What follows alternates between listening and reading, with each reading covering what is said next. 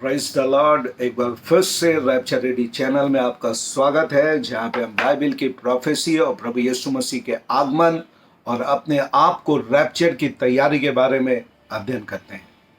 एक बार फिर से नए वीडियो के साथ मैं आपके पास हूँ। बीते समय में हम लोग बात कर रहे थे एआई के बारे में, artificial intelligence and transhumanism. और यदि नोहा युवल हरारी के सुने तो अब जो युग होने वाला है, इन युग में आप रोबोटिक दुनिया को, एआई या आर्टिफिशियल इंटेलिजेंस को ज़्यादा देखेंगे, ट्रांस ह्यूमनिज्म को ज़्यादा देखेंगे। और आज की बाइबल की प्रोफेसी इसी से संबंधित है। यदि प्रभु के आगमन के बारे में प्रभु यीशु मसीह ने एक चिन्ह दिया, मेरे आने से पहले क्या चिन्ह होगा। यदि आप गॉस्पल ऑफ मैथ्यू चैप्टर 24 उसकी 37, मैथ्यू चैप्टर 37, मत्ती 24 के 37 में देखते हैं, जैसे नूह के दिन थे वैसे ही मनुष्य के पुत्र का आना भी होगा। जैसे नूह के दिन थे वैसे ही मनुष्य के पुत्र का आना भी होगा। क्या हो रहा था आने वाले दिनों में? आज और एक और कुछ वीडियो बनाकर हम इसके विषय में बात करेंगे कि एग्जैक्टली क्या उस समय में हो रहा था और प्रभु यीशु मसीह क्या कहते थे। अगर आप आगे पढ़ें तो आप इस बात को पाएंगे, लोग खाते पीते थे, ब्याह शादी होती थी। तो ये क्या खाना पीना कोई साइन है? लोग तो खाते पीते डेली है, दिन में 3 बार खाते हैं। शादी ब्याह तो अब आप बहुतायत से देख रहे हैं। अब अनेक प्रकार की शादी देख रहे हैं, है ना। Pre marriage relationship, after marriage relationship, marriage relationship को छोड़कर प्री और पोस्ट बहुत दिखाई दे रहा है। तो कहीं प्रभु इसी में से कुछ तो नहीं बात कर रहा था कि नोह के दिन में क्या हो रहा था। तो हमारा जो एआई से संबंधित टॉपिक है, पिछले बार जो हम लोग बात कर रहे थे कि एआई और ट्रांस ह्यूमनिज्म, मनुष्य को किसी और रूप में परिवर्तित करना, आधा मानव आधा लोहा। दानियल 2 अध्याय में हम लोगों ने देखा था, मत्ती 13 अध्याय में देखा था, जंगली बीज के दृष्टांत में, जहाँ पर शत्रु जंगली बीज को बोल रहा है और वो शत्रु है शैतान, और जो जंगली बीज है वो दुष्ट की संतान है। तो आज मैं आपको ये बतलाना चाहता हूं कि इन दिनों में ट्रांस ह्यूमनिज्म ज़्यादा दिखाई दे रहा है। अगर आप YouTube में इसको सर्च करेंगे तो तमाम प्रकार की गंदगियों को ट्रांस ह्यूमनिज्म के नाम से आप देखेंगे। मकसद क्या है? अगर आप उत्पत्ति की पुस्तक उसके 3 अध्याय में जाएंगे तो प्रभु यीशु मसीह ने कहा, मैं इस स्त्री के संतान और तेरी संतान और स्त्री के वंश और तेरे वंश के बीच में बैर उत्पन्न करूंगा। अर्थात शैतान को यह पता लग गया कि स्त्री की संतान के द्वारा ही उसका अंत होने वाला है, और तब से स्त्री की संतान को वो नाश करने के लिए अनेक प्रकार के कार्य वो करने लगा। अगर आप देखें, तुरंत बाद ही 4 अध्याय में स्त्री की 2 संतानें पैदा हुई, जिसमें से उसको लगा कि कैन तो अपने टाइप का है पर हाबिल थोड़ा सा दूसरा दिखता है। और उसने दिमाग लगाया कि अगर मैं हाबिल को पहले ही ये व्यक्ति मार दिया तो मैं अपने आप को बचा लूँगा।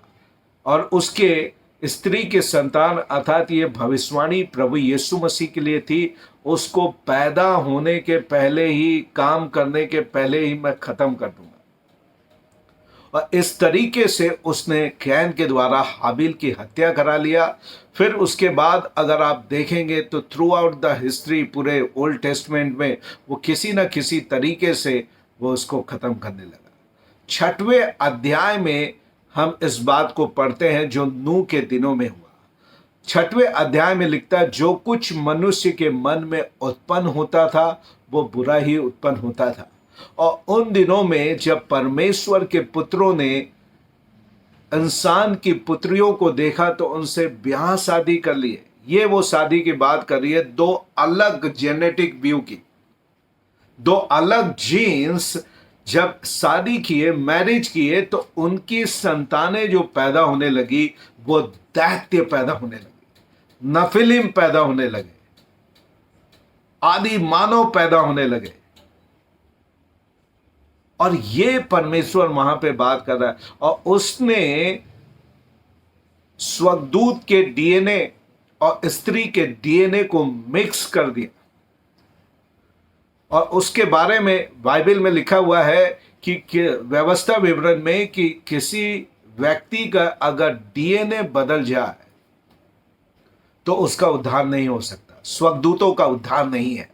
बाइबल में लिखा है उद्धार स्वर्गदूतों के लिए नहीं है। जब इन्होंने पाप किया तो पतरस अपने दूसरी पत्री उसके दूसरे अध्याय में कहता है उन स्वर्गदूतों को भी नहीं छोड़ा जो नूह के दिनों में पाप किया, उनको बांध के रखा है न्याय के दिन के लिए, जजमेंट डे के लिए। उनके लिए उद्धार नहीं है, उनके लिए क्षमा नहीं है।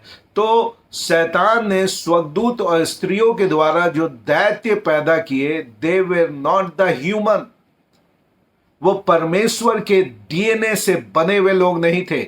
और लिखा है केवल नूह और उसके परिवार को छोड़ सारे करप्ट हो गए थे, इवन जानवर भी करप्ट हो गए थे।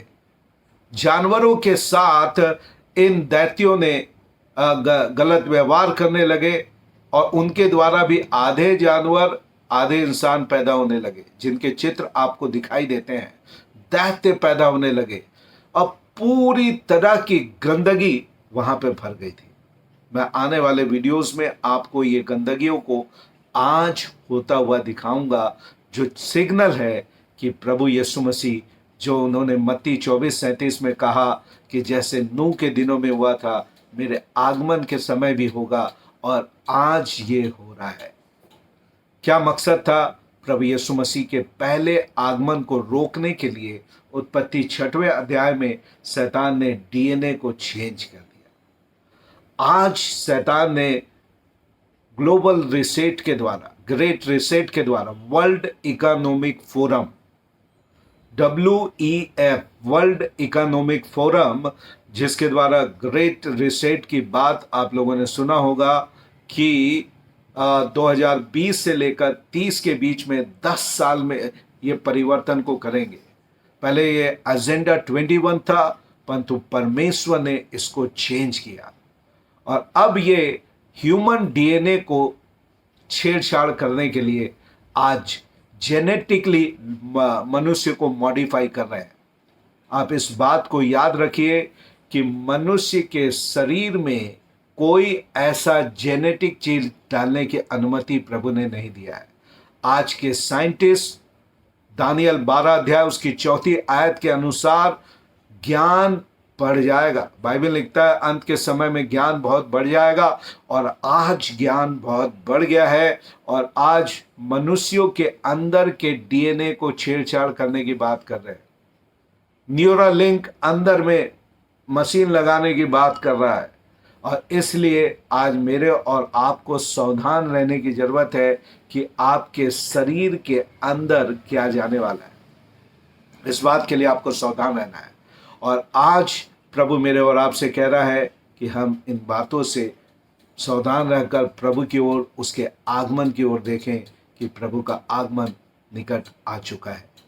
जो ये ट्रांसह्यूमनिज्म चल रहा है, जो AI का युग आ रहा है, जो मैंने आपको बताया कि एक 300 लोगों की कलीसिया में एक रोबोट ने, AI ने चैट बॉक्स के द्वारा वहाँ पे उसने चर्च का संचालन किया, प्रचार किया।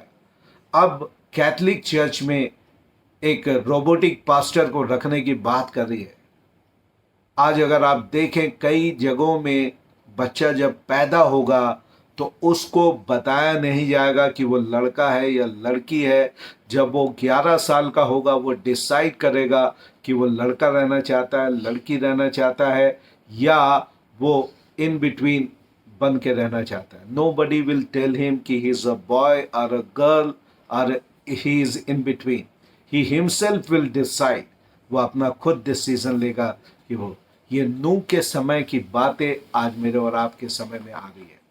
मैं आपको कहना चाहता हूं कि पछताप करें, मन फिराए। यदि अपना जीवन प्रभु को नहीं दिया है, प्रभु को जीवन दे। दुनिया का अंत और प्रभु यीशु मसीह का आगमन अति निकट आ चुका है। ये रैप्चर रेडी चैनल इसलिए है कि आपको रैप्चर के लिए तैयार करें। अगर ये वीडियो अच्छा लगा, इसके द्वारा प्रभु ने आपसे बात किया, तो निश्चित डिसीजन ले और एक बाइबल बिलीविंग कलीसिया के सदस्य हों।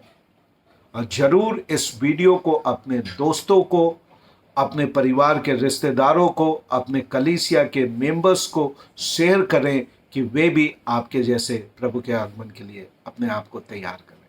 God bless you all. प्रभु आप सबको आशीष दे।